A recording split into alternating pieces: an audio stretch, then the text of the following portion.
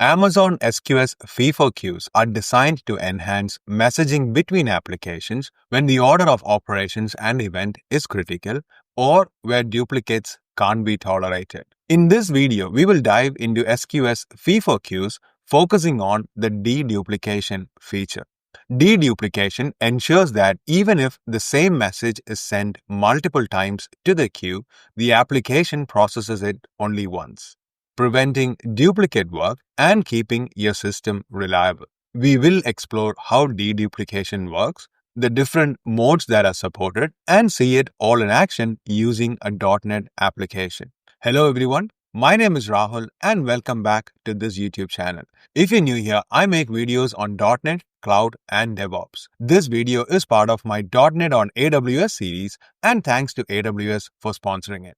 Here I have an existing solution that I have already set it up to connect with Amazon SQS FIFO queues. Now to create an SQS FIFO queue, you can head over to the Amazon console and under the SQS, you can create a queue. This presents you with the option to create a standard queue and also a FIFO queue. So you can select FIFO and enter the details. For this video, I have already created a queue with all the default configuration. We will be changing some of these configs throughout the video and seeing how that affects our application and the processing. Now, if you're completely new to SQS, I highly recommend checking out my video where I walk you through the standard queue and all the features that's related with SQS standard queues. All of them apply to FIFO queues, only that this provides some additional capabilities. So in this application, we have a web API and also a console application. I have split this into two so that the processing can happen in the console application and the messages will be raised by the FIFO queue, which is a web API. So in the program.cs, I have added a new endpoint that posts weather data to this endpoint. This then reads the message and publishes it into the queue. Now, the only difference from a standard queue is these two properties that we have to add, which is the message group ID and also the message deduplication ID. Now, in this case, the data that I'm sending here has an ID and a city as the details and some of the details of the weather forecast. Now, this is being captured by this record object here, weather forecast, which has the ID city and also the weather details. Now, as for the message, what we're using is that the group ID is being set to the city and the message duplication ID is being set to the ID if it's not an empty GUID. If it is empty GUID, I'm setting it as null. We will see how this affects the application and the messages getting delivered in this video. Now, the message duplication ID is a token used in SQS FIFO queues to prevent duplicate message delivery. Now, once you set that, it ensures that within a 5-minute deduplication window, only one instance of a message with the same deduplication ID is processed and delivered. This means if you accidentally send the exact same message twice to this endpoint, it will only get processed once. Now, the application that processes our messages is in the console application where I have a simple program.cs that has a weather forecast processor that listens to these messages in the SQS queue. Now, this just goes in a loop for now, which then pulls out any message that is getting into the SQS and logs it in the console. So let's run both of these applications and first see this in action. Let's run the console application and let's also run the HTTP API endpoint. So both of these applications are running. Now let's go to the .htdp file, which we can use to issue the post request. So let's run this message. So this is sending the message to our SQS. Now, if I switch over to the console application logs, you can see that the message was received and it logs the message. Now, in this case, we did pass an ID, which is now being set as the deduplication ID in this call. So you can see we have the ID, which is being set as a message deduplication ID. A same message with the exact same ID comes in the next 5 minutes. It will not be delivered again. So let's trigger this again and let's see what happens. So I'm going to undock this tab and going to put it on a different screen so that it does not block us. Now let's focus on the Run tab and the Console tab. You can see here the message was not processed again.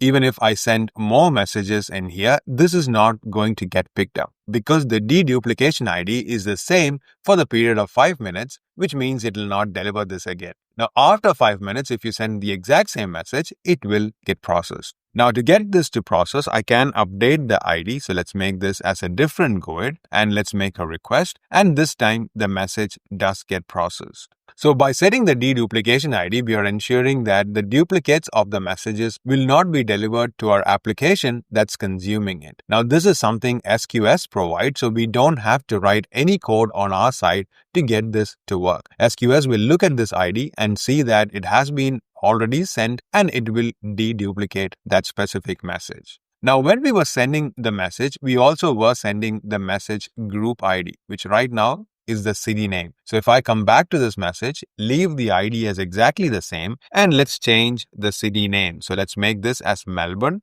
and let's send this again. Now, in this case, since the ID of the message is still the same, this message was not processed again, even though you changed the message group. Now, the content could also be changed. Even then, it's only looking at the ID. Whatever you change within the body, if the ID is exactly the same for 5 minutes, you're not going to get that message delivered again. SQS FIFO queue will automatically filter it out. Now, in the Amazon SQS FIFO queue settings, one of the settings is the deduplication scope. It has two options, which is queue and message group. Now, by default, it gets created with the queue option. Now, you can switch this to the message group, which means the deduplicating the messages will be applied to the message group. In our scenario, it means that the message will be unique per the city name that we sent. So let's save this and see this in action. So let's save this update, which means now the queue is set to message group filtering. Now, if I switch back to the console and let's update this to a different variable and let's send this message. So now we are sending it for Melbourne. Now you can see that this message is successfully sent and it is picked up and it's processed. So it has logged a line in here. Now, what if we change this to Brisbane?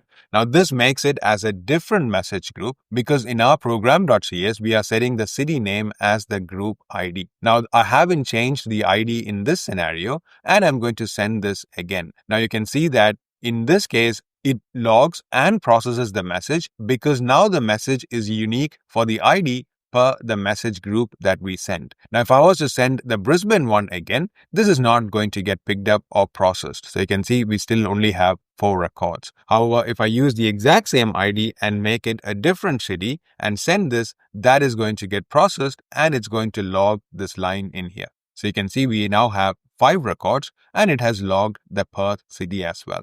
So with the deduplication scope set to message group, it means that the messages are unique per group that you send. This is an important feature that might be useful based on your applications and the number of producers that you have in your application scenario. If you're liking this video so far, please make sure to hit the like button. It helps me to spread the word and also grow this channel. The other feature in FIFO queues is content-based duplication. Now, once you turn this on, you can also enable the deduplications to be based on content. Now, in this case, you don't have to send the message deduplication ID. This is optional. So let's turn this on in our queue and let's save this and see what happens. Until now, we were sending the deduplication ID, but since we have turned it on, let's switch this ID to be an empty GUID. So I have updated this to be an empty GUID. So if I look at the program.cs, you can see if it is an empty GUID, I'm setting this to null, which means there's no deduplication ID being sent. Let's come back to the SQS FIFO. Now with the empty GUID, if I am to send a new message to Perth, so let's make sure we have the run tab open. Let's clear this. And let's send this message again. Now, in this case, since this is seeing the message for the first time based on the content-based deduplication, it is logging that message. Now, if I send this again, it is going to detect that the content is exactly the same and it doesn't process this message again. However, if I was to change this slightly, so let's say the 16 is being changed to 17, and if I send this, it is going to process that message. Right now, in the queue, we have the deduplication scope set to message group from last time, which means, again, the same thing applies. This deduplication is for the message group. Now, if I send the exact same message again for the Perth, it's not going to get processed. However, if I switch this to be Brisbane, it's a different message group, which means the deduplication is going to be on that, and it's only seeing this message first time for that group. So it has processed this message. Now, even if I was to switch back to the earlier weather, which is 16, and send this is also going to get processed because that's also new for that message group. But if I send this again, message does not get delivered because now it has already seen the message with this content. Now, even if you change any property, even let's say the summary, let's add an extra dot in here and send this, it is going to treat it as a new message because it's basically doing a hash of the message and making sure that is exactly the same in the past 5 minutes. Now, you can also switch this back to be the queue, which means the deduplication will then be at the queue level and it will start ignoring the message group, in our case, the city name. So the message content needs to be unique across everything that's coming into the queue. Now, until now, in these scenarios, we were not sending the deduplication ID. Even though this is optional, you can still choose to send an ID. Now, if we switch back to using the ID, then that is going to take precedence over the content-based deduplication. So if I start putting in an ID here, and let's change this to be a different GUID, so let's make this as 3. Now, in this scenario, it is going to be the ID that's going to take preference. Now, even though we have turned on content-based deduplication, since the ID exists, that will take over. So let's send this message again. So now this is the exact same content in here, but since we've passed the ID, that is going to be what presides. Now, even if I change the text in here, the message will be not delivered again because the ID has already been seen. So you can see we only have one message. So keep in mind, once you start sending the ID here, it has more preference and takes over the content-based deduplication feature. In the documentation, there are some guidelines on when to provide a message deduplication ID and also when you can choose to use the content-based deduplication. Now, if you have a single producer and a single consumer, and if the messages are unique because they are included in an application-specific ID in the body, you can enable content-based deduplication. Now, in cases where you have identical message bodies that must be treated as unique, you can specify a deduplication ID explicitly and use that capability. Now, deciding between these two depends completely on your application use case and how you are creating the messages. However, you have both of these as options that you can use on your FIFO queues. In a future video, we will look at the FIFO message ordering and how that helps us when building applications. If you want to be notified when that video comes out, please make sure to hit the subscribe button. It also helps me to grow this YouTube channel. Thank you and see you soon in the next video.